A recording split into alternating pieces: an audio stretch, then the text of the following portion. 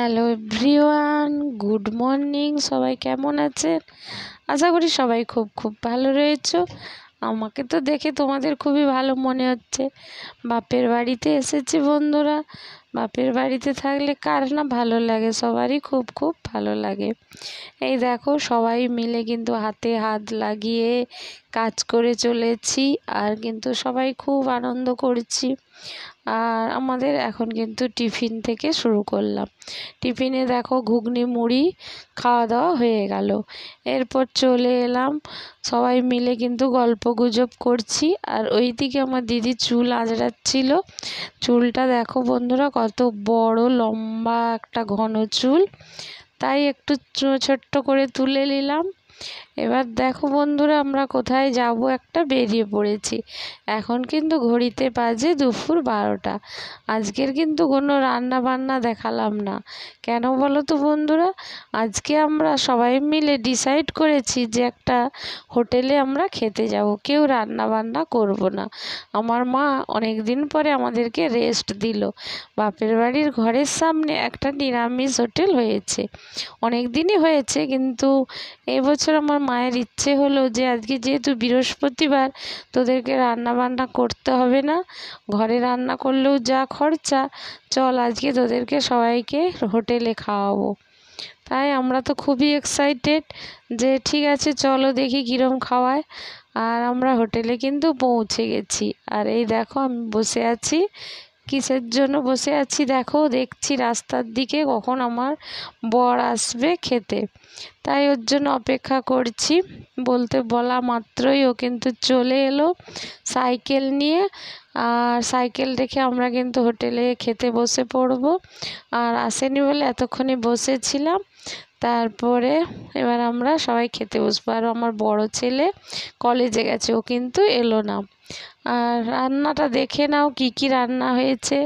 ভাত, ডাল, আলু ভাজা, পাঁপড় ভাজা, আর আলু পটলের তরকারি, আর একটা হচ্ছে শাকের চচ্চড়ি। তার সঙ্গে কিন্তু একটা লেবুও দিয়েছে। এই খাবারটার দাম হচ্ছে 60 টাকা। কিন্তু দাম যাই হোক, কিন্তু রান্নাটা আমার অতটা খুব একটা ভালো লাগেনি। তবুও আজকে ঘরে সবাইকে রান্না করার থেকে খেতে গিয়েছি, এটা একটু ভালো। কিন্তু আমার বরের পছন্দ হয়নি রান্নাটা, আর আমার বোনের পছন্দ হয়নি। আমার বোন আবার আমাদেরকে বকছে যে ওরা কুড়ে রান্না করবে নি, ওই জন্য ওরা হোটেলে খেতে গেছে। আর আমার বড় আবার আমার বোনকে বলছে যে তুই কি রান্না করতে পারিস নি যে হোটেলে খেতে যেতে হবে।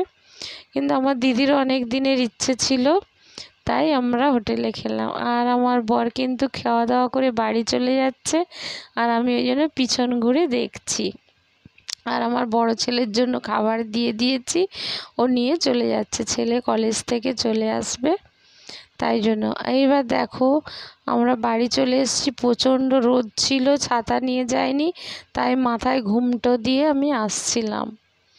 এবার এখন কিন্তু বিকেল হয়ে গেছে, বিকেল 4টে মতো বেজে গেছে। এবার মা বললো আমগুলো নষ্ট হয়ে যাবে, কেটে ফেল, দিয়ে সবাইকে দিয়ে দেখ, সবাই মিলে খেয়ে নে। এই জন্য আমি আমগুলো কেটে সবাইকে একটা একটা করে দিয়ে দিচ্ছি, দিয়ে সবাই মিলে খাওয়া দাওয়া করব, আমগুলো খেয়ে নেব। তারপর আমরা দেখো বিকেলবেলা মায়ের গেটের সামনে আমরা বসে বসে সবাই মিলে গল্প করছি আর হাসাহাসি করছি। আর ওই দেখো এদিকে বোন বসে আছে, আর আমার পিছনে আমার দিদি দাঁড়িয়ে রয়েছে। আমরা এখন বেরিয়ে পড়েছি, বাজারে যাব। এখন ঘড়িতে বাজে সন্ধ্যে 7টা। দেখো সবাই বেরিয়ে পড়েছে, বাজারে যাচ্ছি। সিঁদুরটা আমার মোটা করে পড়া হয়ে গেছে, তো ঠিক আছে চলো। চলো দেখো এই যে সবাই রেডি হচ্ছে।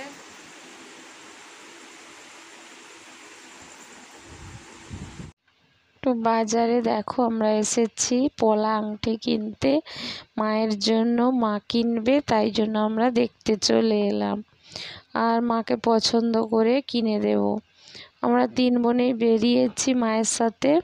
মা আজকে অনেক কিছু কেনাকাটা করছে, অন্য সময় সময় পায় না, তাই আমরা এসেছি বলে বলছে চল তোদের সঙ্গে বাজারে যাব। তারপরে একটা জুতো দোকানে চলে এলাম। এবার মা জুতো পছন্দ করছে, জুতো কিনবে, জুতোটা ছিঁড়ে গেছে। হ্যাঁ, আর এই দেখো বন্ধুরা, আমরা কিন্তু বাড়ি চলে এসেছি। প্রচণ্ড প্রচণ্ড গরম, তাই আমি কিন্তু মায়ের ঘরে সকাল থেকেই নাইটি পরে আছি গরমে। আর মায়ের দেখো পলারিংয়ের ডিজাইনটা তোমাদেরকে দেখিয়ে দিচ্ছি। দেখো আমারই মতো ডিজাইনটা কিছুটা, আমি যেটা একটা পরে আছি সেই একই রকম ডিজাইন। তোমরা হয়তো ক্যামেরায় হয়তো অতটা বুঝতে পারছো না, তবু তোমাদেরকে দেখানোর চেষ্টা করলাম।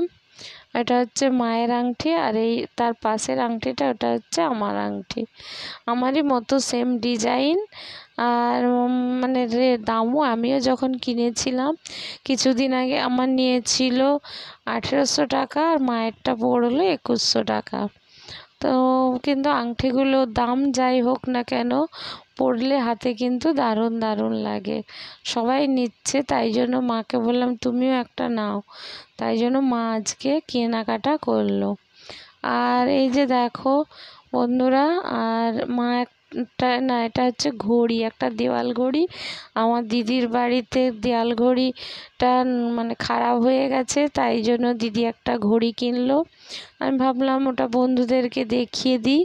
দেখো ঘড়িটা চৌকো মতো। আমি প্রথমে কিন্তু উল্টো দিকে ধরেছিলাম, এবার সোজা দিকে ধরেছি। আর ঘড়িটা কিন্তু চৌকোর উপরে দেখতে কিন্তু খুব ভালো লাগছে। আর ঘড়িটার দাম নিয়েছে 350 টাকা, কিন্তু খুব কম, মানে বেশিও নয় খুব কমও নয়, মোটামুটি মাঝারি দামে ঘড়িটা কিন্তু ভালো লেগেছে। এরপরে কিন্তু দেখিয়ে দেবো মায়ের জুতো। আর মা একটা ব্লাউজ কিনেছে, একটা ভালো শাড়ির সঙ্গে মায়ের একটা ব্লাউজ কিনেছে, সেই দুটো জিনিস তোমাদেরকে দেখিয়ে দেব। আর আজকে কিন্তু জামাই ষষ্ঠীর দ্বিতীয় দিন, কালকে জামাই ষষ্ঠী হয়ে গেছে। আর আজকে দ্বিতীয় দিনটা আমরা কিভাবে কাটালাম সেটা তোমাদেরকে শেয়ার করলাম। সবাই মিলে খুব আনন্দ হই হুল্লোড় করলাম। আর জামাইরা কিন্তু সব বাড়ি চলে গেছে, আবার পরের দিন আসবে। আজকে বৃহস্পতিবার বলে মা কিন্তু মাংস কিছুই করলো না, এই জন্য শুক্রবার দিন মাংস হবে, তাই ওই দিন আবার সব জামাইরা আসবে, খাওয়া দাওয়া করবে। আর আমি দেখিয়ে দিচ্ছি মায়ের জুতোটা। এখন কিন্তু অনেকটাই রাত্রি হয়ে গেছে, এবার কিন্তু আজকের মতো আমার ব্লগটা এখানেই শেষ করব। তাহলে বন্ধুরা দেখে নাও মায়ের জুতোটা কেমন হয়েছে। জুতোটার দামও কিন্তু তোমাদেরকে দেখিয়ে দিলাম।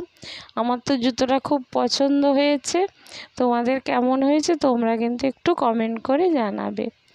এরপরে জুতোটা হয়ে গেলে এবার ব্লাউজটাও আমার কিন্তু খুবই ভালো লেগেছে। এবার তোমাদের কেমন লাগবে সেটা আমি বলতে পারবো না, কেননা সবার চয়েস তো সমান নয়।